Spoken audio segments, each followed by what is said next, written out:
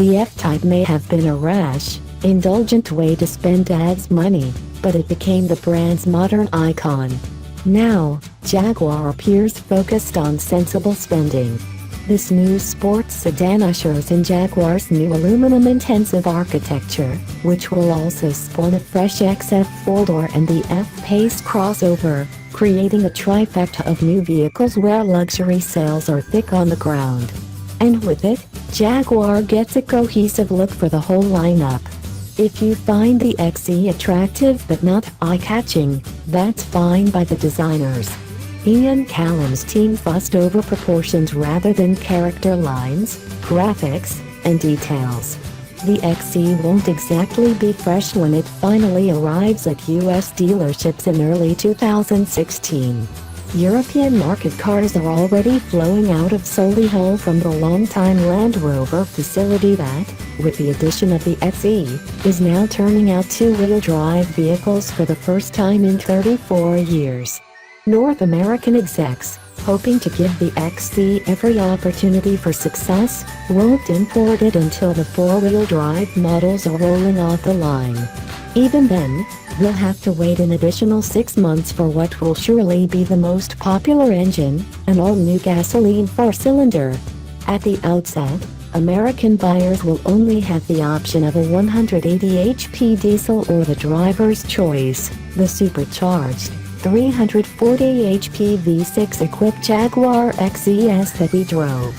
Weighing 3,787 pounds, our XES lands in line with the steel-intensive BMW 335i, making all this fuss about aluminum a bit of a mystery. Strategically placed steel aft of the rear passenger footwells helps balance the weight distribution when there's a gas or diesel 4-cylinder up front. With a 6-cylinder, though, that's not quite enough, and the car carries its weight split 52.6 47.4% front to rear. It doesn't help that the supercharged V6 starts with a plus-size block. Pop the hood and it's obvious that this engine stretches longer than a typical V6. Jaguar made this decision so that vehicles offering both a 3.0-liter 6 and 5.0-liter 8-cylinder engines, such as the F-Type and the Range Rover, can use common engine mount locations. A little extra fat doesn't keep the XES from hustling, though. The Eaton supercharger feeds up to 11.6 psi of air into the cylinders to squeeze 340 horsepower and 332 pound-feet of torque from 3.0 liters of displacement. With an almost Porsche-like mechanical rasp, the 6-cylinder provides immediate thrust off the line that builds progressively, and the torque remains on ready standby while cruising. For the quickest acceleration, simply stab the throttle from a stop. The XE lunges to 60 miles per hour in 4.5 seconds and steams through the quarter mile in 13.1 seconds at 106 miles per hour. Those figures are near the front of the class even without the assistance of four-wheel drive or computer-modulated launch control. While the XE outruns a BMW 335i from a standing start, the Jag gives up 0.4 of a second in both our 30 to 50 and 50 to 70 mph passing tests, which are conducted with the transmission in its standard mode. The sensations and sounds from the driver's seat suggest that the XE gives up all the time during the initial downshift. When pressed to kick down 3, 4, or 5 cogs at a time, the torque converter slurs the shifts in a manner that's uncharacteristic of the acclaimed ZF 8-speed gearbox. To get around early upshifts and reluctant downshifts, the transmission sport mode quickly became our default choice. Too bad it locks out 8th gear, because in every other aspect, Jag calibrated the sport mode to our sense of normal. The chassis honors the mantra of Sir William Lyon: grace, pace, and space, with its crisp responses and refined manners. These are long-standing Jaguar strengths, made even more adroit with the two-mode electronically adjustable dampers that are standard on the S model. At an elevated clip, the XE smooths pavement and straightens corners with its suppleness and precision. Shod with the stickiest rubber on the menu, 20-inch Pirelli P0s, the XES recorded 0.96 grams of lateral grip and stopped from 70 miles per hour in 151 feet, well ahead of anything we've measured from its competition. Power arrives at the rear tires through an open differential, while the brakes imitate a mechanical torque vectoring system. In steady-state cornering on the skid pad, the XE approaches the limit with benign understeer. On a circuit, the chassis obliges trail braking into a corner or exiting under power with subtle rotation. Without Jag's electronic limited slip differential, though, the XES is nowhere near as wild nor as wildly entertaining as the Feral XFRS. On public roads, where stability is the greater virtue, the XE inspires confidence while still being playful. Climbing the Pyrenees on a switchback staircase, the Jag balances instant on power with a calm and composed chassis. The electrically assisted, variable steering system relays precisely how the front tires bite a turn in, slide over a patch of gravel mid-corner, or stutter at the limit of adhesion as you exit a hairpin. Jaguar wants its XE to be known as the driver's car in its class, and that claim might go uncontested in the old world, where the 3 Series barely hangs onto its reputation.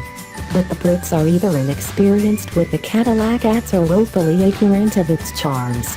The American sports sedan holds an edge in steering feel, turn-in, and at-the-limit behavior. The Jaguar's advantage is that it offers most of the Caddy's sharpness without the flinty ride. The XE drives like a Maxi Miata, only without so much body roll. It's rolling proof that soft cars aren't always sloppy and sporty models needn't be stiff. In a competition to provoke maximum aggravation, the contest between Jaguar's new in-control touch entertainment and navigation system and Cadillac's Q would be too close to call. Perhaps we should invoke the folly of my 4Touch here, too. You need only glance at the Jag's center stack to see that it has too few physical buttons. It also appears that the system's designers gave as much priority to cheery aesthetics and downloadable apps of questionable merit as they did to the core user experience. The XE's cabin is otherwise a bright and pleasant place, and not just because cherry red leather radiates energy. The cockpit is as uncluttered as the exterior, and there are clear sight lines in every direction. The gear selector knob still sinks into the console when the vehicle powers down, but the interior is otherwise free of gimmicks to test the warranty. Thankfully, you won't find a capacitive touch glove box release or robotized air vents here. The deluxe seats, 14-way power adjustable thrones, are barely bolstered, so you'll have to brace a leg against the door panel or console to explore the tire's limits. The seats are comfortable on the highway, though. We were still happy to spend time at the wheel even after a today, 1,200-mile blitz from Spain's wine country to our testing venue near France's Mediterranean coast and back. Then again, Europe's shoebox hotel rooms could make a smart Fortwo seem accommodating. Over all those miles, including sprints through the mountains and back-and-forth slogs for photography, the XE drank enough high-octane fuel to average 23 miles per gallon.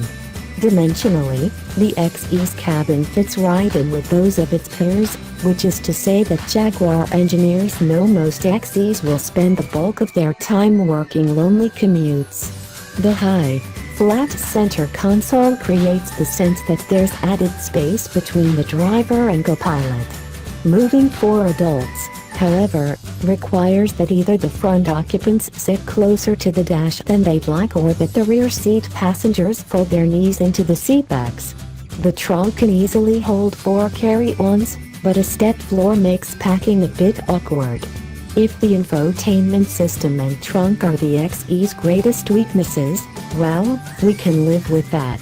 The F-Type proposed a Jaguar that was more aggressive than we previously known. See our long-term test. The XE preserves the F-Type's intent, putting driving dynamics at the top of luxury car priorities, while also lowering the brand to a more accessible place. You might get lost if the XC's nav system is leading the way, but at least you'll be in a car that makes getting lost fun.